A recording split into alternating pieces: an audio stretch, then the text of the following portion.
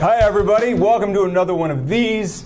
I am Mac Engel of the Fort Worth Star-Telegram, joined to my left by Mr. David Humphreys, one of the most handsome men in all of sports media today. You just don't know it. When I had hair. When he had hair. David, big goings on in the greater Dallas-Fort Worth, Dallas area sports scene.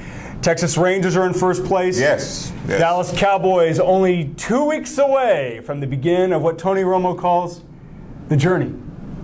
The Cowboys are unbeaten, by the way. Journey to 8-8. Dallas Stars still exist.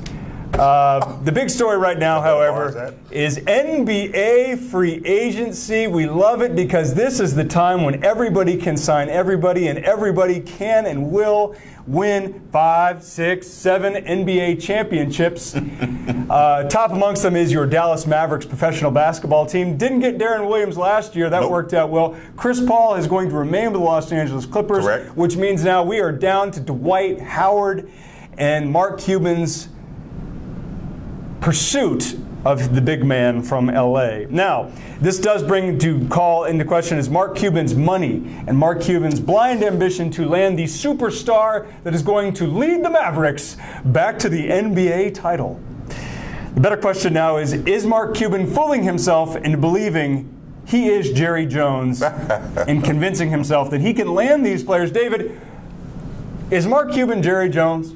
No, he's not. This is one of the few occasions where money can't buy you everything. That's a lie, but go ahead. Money can't buy you everything. Now, Jerry Jones has money and influence. That's the difference. He also has a track record of bringing in big-time people, along with some questionable personalities as well.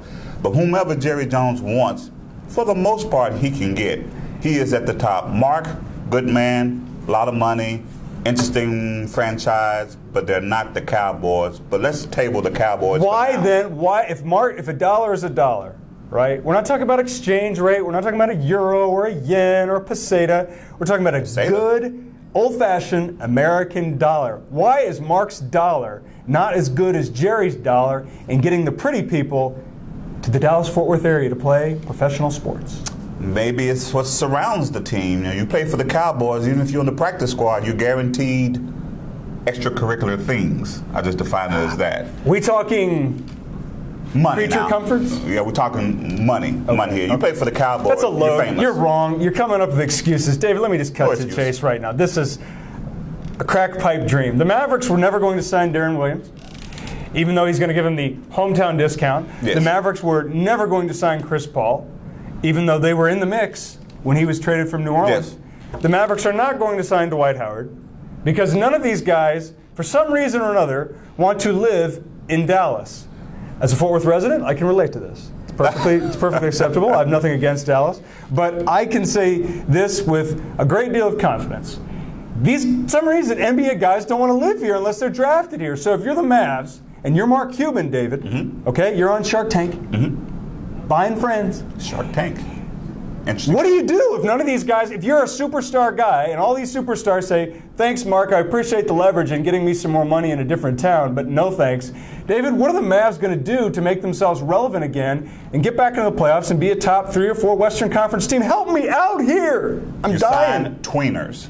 You go after an Al Jefferson. You go after a Monte Ellis. No, not Monte Ellis. Al Jefferson I'm fine with. Monte sucks. Well, Al Jefferson might be your last choice because no Andrew Bynum. Do not bring Bynum here. Ooh, wow. I don't His know about knee that. is as cares. skinny as I don't my care. Same with Tyson pinky. Chandler. He had a bad knee. It worked out well with the NBA championship. 80 pounds heavier, though. This is true. But this is one case where Howard's looking for love. He's not necessarily looking for money. And all the interviews that he's done, he's never said, I'm chasing a ring. He's chasing love. And if he goes back to the Lakers, he's not going to find it because Kobe runs that team. But Kobe's got a shelf life. He's only got a couple years left, and he's coming off, what was it? He blew out his Achilles. Well, he's not going to be the same guy. He's going to be like me running around. Let me break some news here. When Kobe finishes playing, he's going to be special assistant to the Lakers. He will never leave the Lakers franchise in any capacity. So you're saying is Dwight is going to look at his relationship with Kobe, which was soap opera bad, and say, screw it, I'm going to take $30 million less just to get away from Kobe Bryant. In the next 24 to 48 hours, yes, he's leaving Los Angeles. I do not see a scenario in which he stays. Why would you stay somewhere that they're beating you up, for the most part, verbally? And $30 million. That's a lot of money. But why were you complaining the previous year then? He was getting paid well then. It doesn't make sense for him to stay.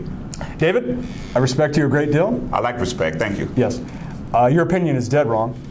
And I made this promise in the paper that I would read every Nicholas Sparks book if Dwight Howard took $30 million less to leave Los Angeles to play basketball elsewhere. I stand by that. I will be proven right. It is so. And the sad part about it is the Dallas Mavericks are screwed. Mark Cuban, you're no Jerry Jones. You can't bag a superstar. And until you do, we are left with Monte Ellis and Al Jefferson. They're not bad players. You got to build from within, but we'll see how it plays out. I appreciate, for all the optimism and more, we'll check back here with more of this crack pipe dream of the Mavericks chasing championships. We'll see you next week.